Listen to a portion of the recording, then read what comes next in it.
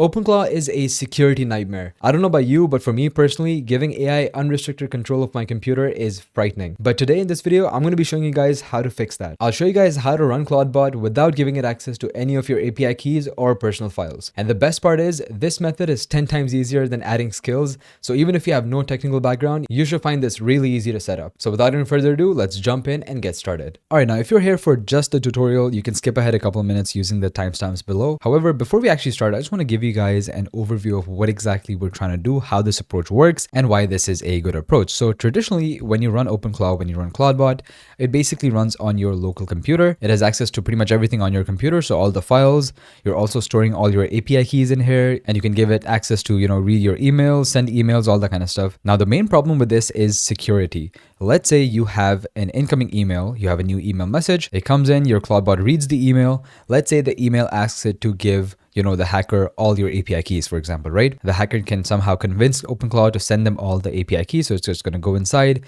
get all the API keys, and then send the email to the hacker. Now, this is a major security risk. So we're going to be doing two main things to mitigate this risk. Now, the way we fix this is by running it on a separate computer. This is the exact reason why you see a lot of people online buying Mac minis and, buying separate computers just to run OpenClaw. What we're going to be doing instead is going to be a cheaper solution, which is going to be to use a VPS, which is going to save a lot of cost and also is going to provide us much better security because none of your main files or your main accounts are going to be on the VPS. So the files problem is solved. Now we have another problem on our hands, which is your API keys problem. Because OpenClaw has direct access to read your emails, to send your emails, you're going to have to add your Google API key. And similarly, if you add any other tools, you're going to have to add API keys for those tools, which are going to be stored inside of OpenClaw, which can expose them to potential hackers. So the way we fix that is actually pretty smart.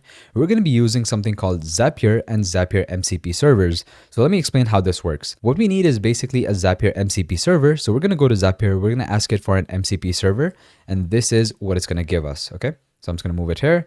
Now, this is a Gmail Zapier MCP server. The reason why this is useful is because we can use it to give access to only certain tasks. So for example, we just want to give OpenClaw access to add labels to our emails, read our emails, and also just draft emails, for example, right? Not send emails. We're going to send emails with our approval. But what it also does is that it basically eliminates the need to store API keys inside of OpenClaw. We don't really need the API keys anymore, so I'm just going to remove that. Instead, our API keys, all of our API keys are going to be stored inside of Zapier, which, by the way, OpenClaw has no access to. OpenClaw only has access to the MCP server, which only has access to these three tools. It is physically impossible for it to do anything else other than these tools, right? Even if a hacker requests it to, they try to prompt inject, do anything, it just simply doesn't have access to the API keys because this is on their server. So this is a much safer approach, and surprisingly enough, it's also much easier to set up as well compared to, adding all these tools individually inside of OpenClaw, because OpenClaw, as I'm sure you guys are aware, is not that easy to set up, and adding API keys and all that stuff is pretty complicated.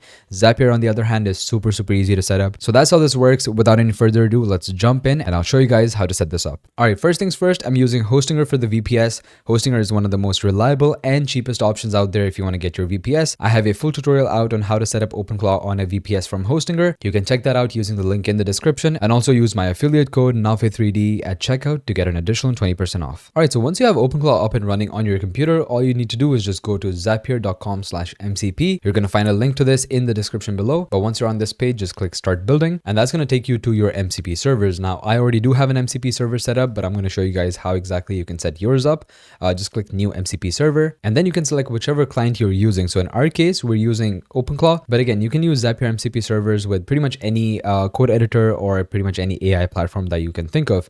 But in our case, we're just going to select other, because we just need an MCP URL to connect. And then what you can do is you can add all your tools. So this is where Zapier really shines, because Zapier has more than 8,000 apps available. So if I just click add tool, you can see that we can add all of these things. We can integrate all of these apps. What we're primarily interested in today is the Gmail tool. So I'm going to add that. And this is exactly what I was talking about before. You can choose which tools you want to give it access to and which tools you want to omit. So I'm going to give it access to find email and add label to an email as well. I'm also going to give it access to create a draft reply and also create a draft. The important thing to note here is that I'm not giving it access to send email because I don't want it to just send emails without my approval. I think that's just, too risky. However, you can obviously choose to do that if you want, but I definitely would not recommend that. Once you've selected all the actions, you can just click connect. So that's pretty much all we need to do inside of Zapier. Now we're going to connect our Zapier MCP to OpenClaw. The way you do that is pretty simple again as well. And we're going to go to connect for this. And then we're going to say generate token and click generate token again. And now it's going to show you your URL with token. So this is what we're interested in. Option 2, URL with token. We're not really going to have to do this manually ourselves. That's the beauty of OpenClaw. It just does everything for you. So let me go back to OpenClaw and let me show you how I ended up doing this.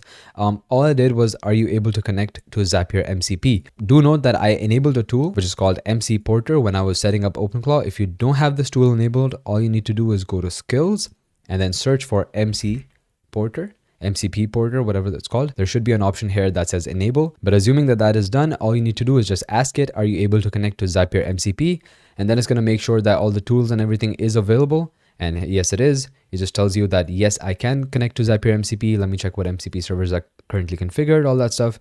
And then it sees that no MCP servers are configured. And then you're just going to give it your MCP URL with token in the chat, and then it's going to do everything for you. Now make sure to treat this like a password, because obviously this is, you can think about it like your API key. So obviously you're going to have to keep this a secret, but you can see that it did all this work and it basically added the MCP server, and it also understood what kind of tools are available and what kind of tools are not available. So you can see that it says Gmail find email is available, create label is also available, and also create draft is available. Now this is the older MCP server that I had. I'm not going to be connecting this new one.